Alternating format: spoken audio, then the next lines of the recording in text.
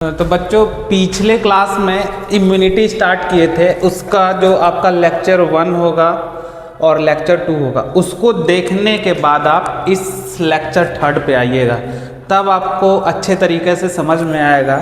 जो हमने शुरू में पढ़ाया था इम्यूनिटी के बारे में, सबसे पहले इम्यूनिटी का डिफिनेशन बताया था आपको, इम्यूनिटी होती क्या है।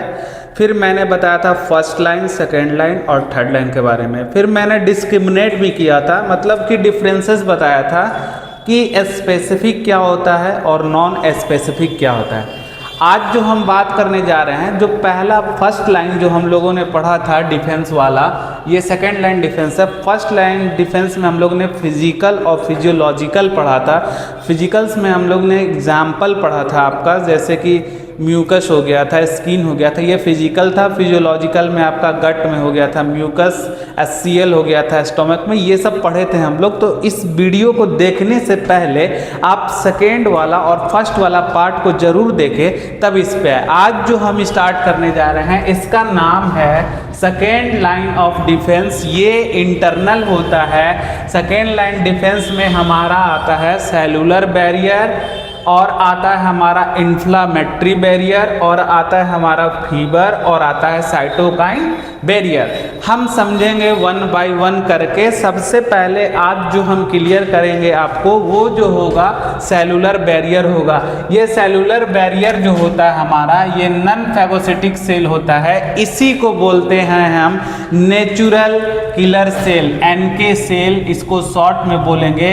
इसका मतलब होता है नेचुरल किलर सेल। ये जो नेचुरल किलर सेल होता है बच्चों, ये नेचुरल किलर सेल एक तरह से नॉन स्पेसिफिक होता है, किसी एक चीज पे वर्क नहीं करता है। आपके बॉडी के अंदर किसी भी तरह के कैंसर होंगे, उनसे लड़ने के लिए ये नेचुरल किलर सेल काम करेगा। किसी भी तरह से वायरस इन्फेक्टेड होंगे, उससे भी लड़ने का काम करेगा। मतलब किसी एक पार्टिकुलर चीज पे वर्क नहीं कर रहा। इसलिए जो हमारा ये नेचुरल किलर सेल है, ये होता है नॉन फैगोसिटिक सेल होता है, और ये नॉन स्पेसिफिक होता है। नॉन स्पेसिफिक इसको बोलते हैं। कि हम बताए थे पहले क्लास में है कि स्पेसिफिक क्या होता है और नॉन स्पेसिफिक क्या होता है। तो नॉन स्पेसिफिक ऐसा जो किसी पार्टिकुलर और एक ही चीज पे वर्क ना करे, वो डिफरेंट टाइप पे वर्क करे। जैसे हमने बोला कि जितने तरह के कैंसर होते हैं, सबसे लड़ने के लिए जो काम करते हैं, ये हमारा NK सेल काम करता है। जितने भी हमारे वायरस इन्फेक्टेड चीज होते हैं, उससे भी लड़ने का काम यही NK सेल करता है। तो ये नॉन स्पेसिफिक हो गया, और नॉन स्पेसिफिक में आ रहा नॉन फैगोसिटिक सेल हो गया। ये बहुत अच्छा एग्जाम्पल है आपका सेलुलर बैरियर का।